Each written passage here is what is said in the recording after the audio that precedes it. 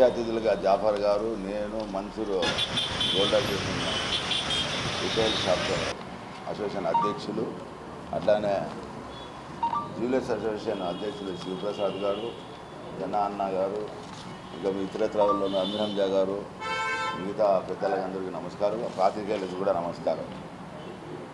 నిన్నటి రోజు ఇది జరిగినది అది ఒక బాధాకరమైనది. ఎందుకంటే ఈ జ్యువెలరీ షాపులో 24 మంది ఉన్నారు. ఈ 24 మందిలో ఇప్పుడేం కొత్తగా పెట్టిన షాపు కాదు, లేకుంటే వీళ్ళకి తూకాలు వచ్చేది కాదు, ఇంకోటి కాదు. వాళ్ళ తాతగారి ఆలయం నుంచి కూడా ఆ రోజు కూడా ఏ మిషన్లు లేవు. చేయి తూకాలు వేసుకుంటూ మచ్చితో ఇచ్చేసి బంగారుగా ఇచ్చి ఆ రోజే టచ్లు కూడా ఇచ్చిన వాళ్ళు ఏ దినం కూడా తప్పుడు వ్యవహారం జరగలేదు. కానీ ఇప్పుడు ఎందుకు ఈ కార్పొరేట్ వ్యవస్థ వచ్చిన తర్వాత, కార్పొరేట్ అంగిళ్ళన్నీ ఎక్కువ వచ్చిన తర్వాత వీళ్ళకి ఇంత ఉన్నా కూడా వీళ్ళ వ్యాపారాలు జరుగుతున్నాయని చెప్పి ఒక కుట్రపూరితంగా చేసుకొని మా షాపుల మీద రైడ్ చేయడము బాధాకరమైన విషయం. కానీ ఒకటి నేనే జనరల్గా అడుగుతున్నాను, వేయింగ్ మిషన్ మనము సీల్ వేసిన వెంటనే దానికి 1 సంవత్సరం పరిధి ఉంటుంది, ఎప్పుడైనా చెక్ చేసుకోవచ్చు సంవత్సరంలో. కానీ వేసిన నెలకే అంటే అది తప్పుడు సమాచారం. ఇంకోటి ఏం వేసినారు వీళ్ళు, ఫైన్ 50,000 రూపాయలు ఫైన్ వేసినారు. ఫైన్ మాట కాదు, ఇది ముఖ్యం, బరువు మాట. అంటే మిల్లీకి 100 గ్రాములు బట్టు రాయి పెడితే 100 గ్రాములు కరెక్ట్ వచ్చిందా, తక్కువ వచ్చిందా? తక్కువ వస్తే దొంగతనం అవుతుంది, ఎక్కువ వస్తే మా బంగారే పోయింది. మనం ఆ నాలెడ్జ్ చేయాలి, వాళ్ళకి అడిగిన లేదు. 100 గ్రాములు ఇస్తే 130 మిల్లీలు ఎక్కువ చూపిస్తున్నప్పుడు బంగారు ఎవరిది పోతుంది? తక్కువ పోతుందా, ఎక్కువ పోతుందా? లాజిక్ పాయింట్ ఇది. మేము పరువు నష్ట దావా వేస్తాం, మేము ప్రైవేట్గా వేస్తాం, జ్యువెలర్స్ కాదు, ఒక అసోసియేషన్ తరఫున వేస్తాం. ఎందుకు వేస్తామంటే ఇటువంటి ఫ్రాడ్ అని మీ అతనే తూకాలు వేసినాడు, మీ అతనే సీల్ వేసినాడు, మీ అతనే వేసినాడు, ఎవడైతే తూకాలు వేసినాడో వాడిని పిలిపించి నువ్వు ఇది వేయాల, పనిష్మెంట్ ఇవ్వాల. అతను సస్పెండ్ చేస్తారా?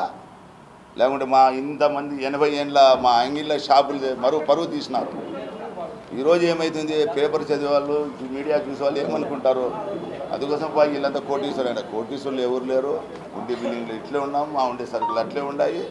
కార్పొరేట్ వ్యవస్థ వచ్చింది కాబట్టి కార్పొరేట్ వాళ్ళకి ఇంత ఉండ కూడా ఈ అనంతపురంలో ఏం మా కస్టమర్లు రాలేదంటే మన వాళ్ళు చేసిన సర్వీస్కి గుడ్ విల్ ఉంది కాబట్టి మన షాపులు నడుస్తూ ఉంటాయి. వాళ్ళ షాపులు లేవు కాబట్టి ఇవన్నీ కుష్టపూరితంగా పనిచేసింది. అయితే మీరు కూడా వ్యాపారస్తులే, పత్రికా విలేకరులు తెలుసు. 1 కేజీ రాయి ఉందండి, కేజీ రాయికి కేజీ రావాలా కదా. సరుకులు ఏదైనా తూకం వేసినా కూడా కేజీ అయినా కూడా కేజీ వస్తుంది. కేజీకి ఎక్కువ పోతే సరుకు ఎవరిది పోతుంది? అది కొట్టేసినట్లా. ఎంత మూర్ఖంగా మాట్లాడుతున్నారో నాకే అర్థం కాలే. మా వాళ్ళు ఎందుకు ఊరుకున్నారో తెలియలే. మేము ఉన్నట్టు గ్యారెంటీ కట్టేస్తాం, మాకు కూర్చోబెడతా అంటే నాయన కూర్చో, ఏమి ఎక్కువ వచ్చిందా తక్కువ వచ్చిందా, తక్కువ వస్తే మేము దొంగతనం చేసినట్లా. ఇప్పుడు మీకే జనరల్ నాలెడ్జ్ ఇది, పెద్దగా ఆలోచన చేయాల్సిన పని లేదు. ఇంకోటి ఇప్పుడు ఎట్లా 50,000 వేస్తాడు? ఒకటి వాళ్ళు పిలిపిల్లాను, సీల్ వేసినావు పిలిపి, నువ్వు ఎట్లా సీల్ వేసినావు నాయన, ఎట్లా తూకాలు చేసిపోయినావు, నువ్వు చేయలే కదా. నువ్వు చేసిన 15-20 రోజులకే వచ్చితే నువ్వు తప్పు ఎవరిది? ఈరోజు ఎలక్ట్రానిక్ వ్యవస్థ జనాగారు చెప్పినట్ల గాలి పోవచ్చు, లేకుంటే కరెంట్ ఆన్ అయితే కూడా అది ఎత్తుదల చూపిస్తుంది. అప్పుడు మీరు చెక్ చేసినప్పుడు ఎట్లుందో మాకు తెలియదు. ఊరికే ఆ స్లైడ్ ఇట్లా తూకం తీసినా కూడా గాలి కొడుతుంది. ఇప్పుడు బట్టు వాటి రాయి తీసుకొని పెట్టాలంటూ కూడా అది జరపాల్సిందే కదా. ఆ స్లైడ్ జరిపినప్పుడు కొంత గాలి పోయినా కూడా 30-20 మిల్లీలు ఏం పెద్ద సంగతి కాదు. అది మేము నష్టపోయినాము, వాళ్ళకి అర్థం కాలే. ఏం చదివినారో మాకే తెలియదు. మనం తక్కువ తూకం వస్తే భయపడాలా, ఎక్కువ పోయింది అది. మీరు ఎవరైనా లెక్కేసుకోండి. ఇప్పుడు 100 గ్రాముల ఆరం ఇస్తాం అనుకోండి, తీసుకొని నువ్వు 100 గ్రాములు పెట్టు, ఎక్కువ పోతుంది. 150 మిల్లీలు అంటే 50 మిల్లీలు ఎక్కువ పోయితే నువ్వు బట్టికి ఎంత? మనదే దినానికి వ్యాపారం ఎంత అవుతుంది? 50 తులాలు అమ్మినా కూడా మందే పోతుంది. 100 మిల్లీల బంగారు వెళ్ళిపోతుంది. తక్కువ ఏం పోతుంది కదా, ఎక్కువ పోతుంది. తక్కువ పోయేది ఎప్పుడు? 100 మిల్లీలు బట్టు పెట్టినప్పుడు 50 మిల్లీలు తక్కువ చూపిస్తే మనం దొంగలు అవుతాం. ఎక్కువ చూపించింది రాయినే ఎక్కువ చూపించినప్పుడు మా బంగారు పోయినట్టు ఇంకా మేలు చేసినాడు, ఇళ్ళగానే హుషారు చేసినాడు. మీరేనండి ఇప్పుడు మళ్ళీ చెక్ చేస్తాం, మళ్ళీ మెజర్మెంట్ చేసుకోవాలా. అడ్వకేట్ని పిలుస్తాం, మాకు ఉన్నారు అడ్వకేట్ కూడా మా అసోసియేషన్కి సలహాదారులు ఉన్నారు, పిలుస్తాం. ఊరికి ఇడిసిపెట్టే పద్ధతి కాదు ఇది, పరువుది ఇది ఒక దినం వ్యాపారం కాదు. తాతలు కాదు తరాల నుంచి మా పేర్లు వచ్చింటాయి. ఇప్పుడు మా పేర్లు చెడిపోతే ఎవరు ఇవ్వద్దన్న మాకి. దీనికోసము మేము కూడా అందరూ కూడా మాట్లాడుకొని మా సలహాదారులు అడ్వకేట్లు ఉంటారు, వాళ్ళ సలహాలు తీసుకుంటాము.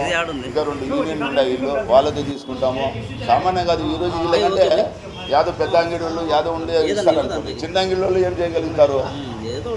ఈరోజు 5,000 ఇవ్వాలంటే కూడా కష్టమైంది. 50,000, 60,000, 80,000 ఇష్టం వచ్చినట్టు వీళ్ళు వేసేది, బంగారు వాళ్ళు వచ్చి పడేది, వీళ్ళు పడేది. మేము అరువు దొరుకుతున్న వాళ్ళ బంగారం గిడలము సామరస్యంగా పోవాలా, గౌరవంగా బతకాలనే భావనలో మనం ఉంటాము.